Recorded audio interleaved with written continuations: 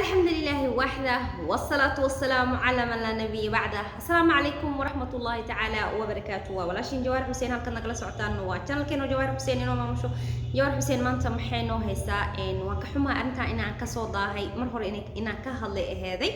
إن برسي هدو إلهي سبحانه وتعالى يقدري إلهي سبحانه وتعالى هدو يسامحي إن كهلا وأنا أرى مهم قف والبو صوماليا قف والبو مسلم دينتين إسلام كل شيء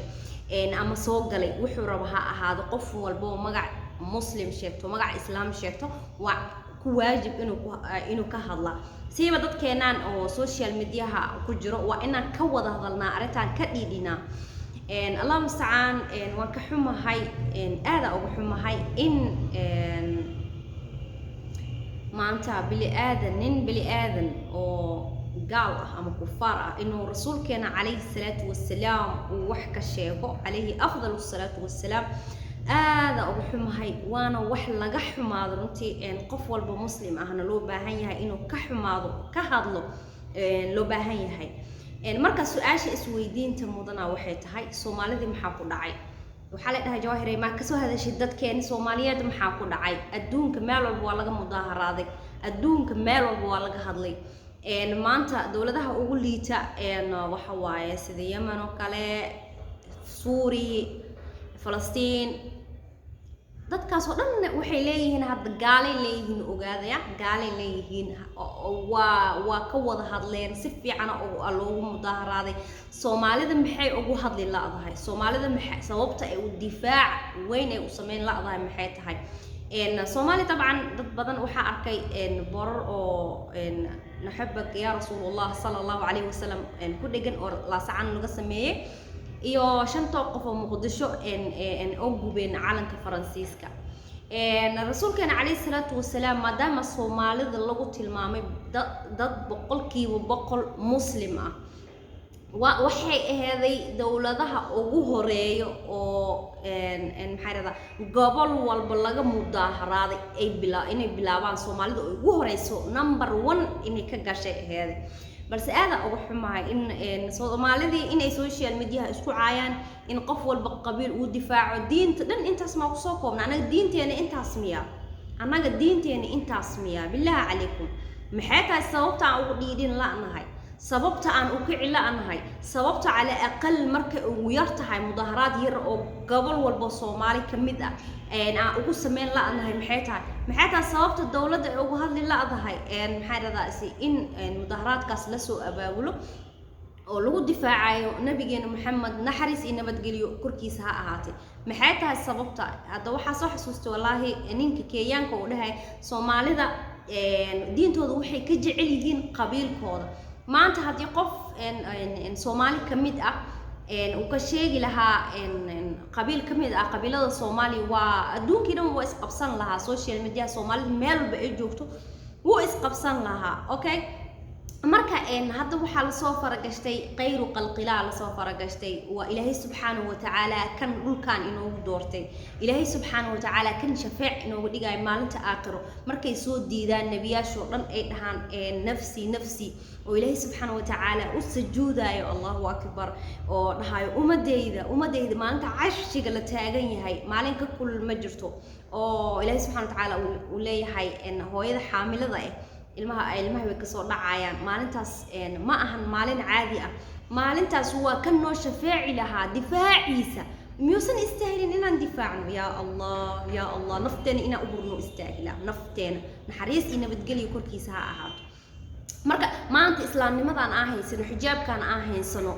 Allah musta'an kelmadda la ilaaha illa Allah muhammad rasuulullah maanta aan ku taaganahay aan leenahay waan ashhaadana dad muslim aan nahay aan leenahay subhanallah waa maxay radaa qalaqan la inoogu soo dhiibay waa qalqal idin maxay radaa hadalkiisa xataa كتر كتاب ما أهان إلهي سبحانه وتعالى والنجم إذا هو ما ضل صاحبكم وما قوى إن هو إلا وحي يوحى مركا وحي هذا الوضع هذا لا يوحي هاين هذا الرب سبحانه وتعالى وبسود دجي وأنا وبسود ديوي مت قوة دوين أو جبريل عليه السلام marka Soomaalida maxaa ku dhacay maxaa idin ku dhacay diintiina ma difaacataan sax anaga maanta ma awoodno in aan mana taagno in aan hub qaadano aan la dagaalano ma awoodno Soomaaliya nahay oo dad intaas oo sano burbur ku soo jiraan nahay oo dad intaas oo sano dawlad maanta oo quwad leh ma haysano maanta ma nihin dad power leh laakiin Ilaahay subhanahu wa ta'ala wuxuu nasiiyay afoona siiyay aan ku difaaci karno hal maalin aan usoo wada baxno rasuulkeena calayhi salaatu wasalaam difaaciisa ma ahan wax weyn ma ahan hal maalin aan ganacsiyada aan u xirno ma ahan wax weyn difaaca rasuulkeena calayhi salaatu wasalaam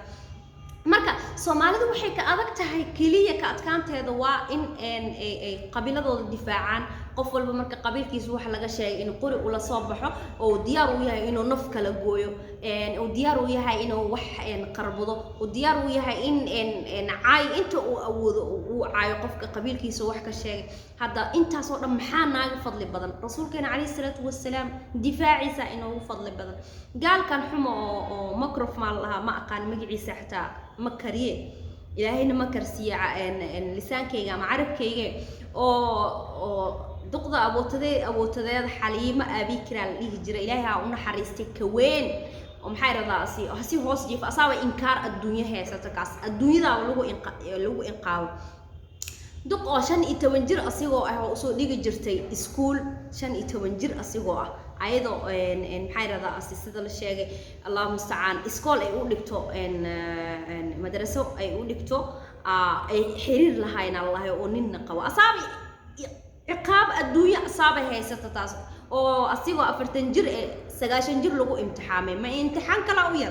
ما أودي من مع عقاب كلا أودي من كاس عقاب تأدون كاس وهي ستة صدا صيبكوا هي ستة نمرك إلهي سبحانه وتعالى نمر والدين تيسي رسول كيسا ودفاعنا ويا الله سبحانه وتعالى رسول كان عليه الصلاة والسلام وحبضنا وكدفاعي ووحو كدفاعي قار حراء مركو كوجر الرسول كان عليه الصلاة والسلام إلهي سبحانه وتعالى قال له وكا إن الصابي الله مستعان دقالك أحد محاكا حنون بدنا رسول كان عليه الصلاة والسلام واتن دولك اللي قد جبيي الله مستعان والدفاع عين محايدا دلحة بن عبيد الله الدفاع عين سبحان الله اجوغين كلية ماشى الدفاع وكجري لما قف إلا يسدح قف كلية جوغين وقال قريش إلهي سبحانه وتعالى كبد بادي الله سبحانه وتعالى كسجوغا الرسول كان عليه الصلاة والسلام أسو سجود سن وتم من ديركتا دوش الله صاري إلهي سبحانه وتعالى وكبد بادي الرسول كان عليه الصلاة والسلام دقالك بدر أيغو ضد ير إلهي سبحانه وتعالى واتو النصر وصدري سبحان الله وقال ذي دن وحن لو جيدن لاي marka rasuulkeena calayhi salaatu wasalaam diinteena islaamka ilaahay subhanahu wa ta'ala mar walba asaad difaacu laakiin anaga maadaama aan nahay dad muslimiin ah inaan ka dhiidhino aan ka hadalno inta awoodno aan dareensiino gaalada in aan nahay dad diintooda jecel siiba Soomaali hadaan nahay muslimiinta meel walba laga mudaharaaday sida social media aan ka arkay sida meel walba aan ka arkay okay anagi maxaa noogu dhacay maxaan haysta Soomaaliya maxaa idin ku dhacay qof walba TikTok gal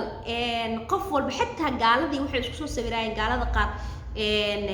calanka oo Faransa islaamka ma istaahilo waxaas ay leeyihiin ay ku soo qorayaan okay anagi maxaa noogu dhacay waaba TikTok waaba is haystaan qabayla la isugu dhagan yahay 24 saac waaba la iscaayaaba what's wrong maxaa idinka qaldan Soomaaliya qabiil kan diin haka dhiganina ilaahay subhanahu wa ta'ala ka cabsada oo nabigeena aan difaacano aan ka dhiidhino qof walba haka hadlo oo dalkeena meel walba gobol walba halaga mudaharaado gobol walba hala dareensiyo microphone laha ma qaan magaciisa in aan nahay Soomaalida dadka number 2 ka galay mudaharaadka ugu weyn aan noqono aan dareensiino hal maalin aan ganacsiga xirtaan waxba idinka ma dhibeyso bilaa calaykum isku daya in aan tusino Soomaalida حتى dalalka islaamka inaan tusino inaan difaacayno rasuulkeena calayhi salaatu wasalaam afna aan ku difaacayno waxay radaa oo ilaahay subhanahu wa ta'ala maanta aqra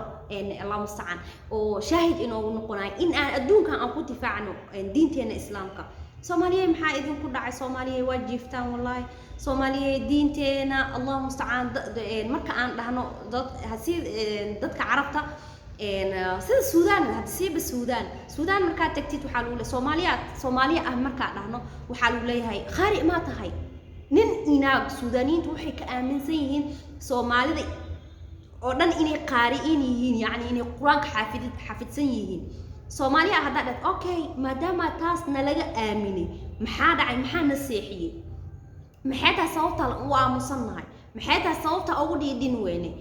waxaan rajaynayaa gaalkaas xunka aan Ilaahay subhanahu wa ta'ala adduunka ku ciqaabtiisa inuu u ziyaadiyo midaas iyo mid ka darna uu tuso إن شاء الله مر والبن وحن ديار ونهاي دينتنا يا رسولكنا عليه أفضل الصلاة والسلام إن اندفاع عنه إن شاء الله تعالى المسلمين تنملوا بأيجوغان طبعا ويك هادلين ويك مظاهراتين ومحايدة رأسي وحول بيك سمين أنا قد ورجينا إن شاء الله تعالى وليبا أنا إنا نقضو نقوة كالنت كو كقالو حدو إلهي إدمو كالنت كو مظاهرات الصومالي محاد عي محي سميس إن لديه دونو أن رجينا إن شاء الله تعالى وأفكينا لسانكينا انت أودنا رسولكينا عليه الصلاة والسلام أن كل دفاعنا عليه أفضل الصلاة والسلام انت صار ربي ما انت إنا كها الله وأنا ما سنتين لما انتينا انت يصورنا هذا كسو هذا أنا وما سنتين واكنا وحرجينا إن أنسق روح بدن أوجو هذلي وحي أن قلدين نفتي ذي الشيطان بيوسقناتي وحي أن قلدين ربي سبحانه وتعالى أوسقناتي marka qeyr iyo caafimaad iyo barwaaqo idan rajayna walaashin Jawaar Xuseen oo idan leh subscribe share comment like malaha adinka dhankiina waaye qeyr iyo caafimaad iyo barwaaqo idan rajayna assalamu alaykum wa rahmatullahi wa barakatuh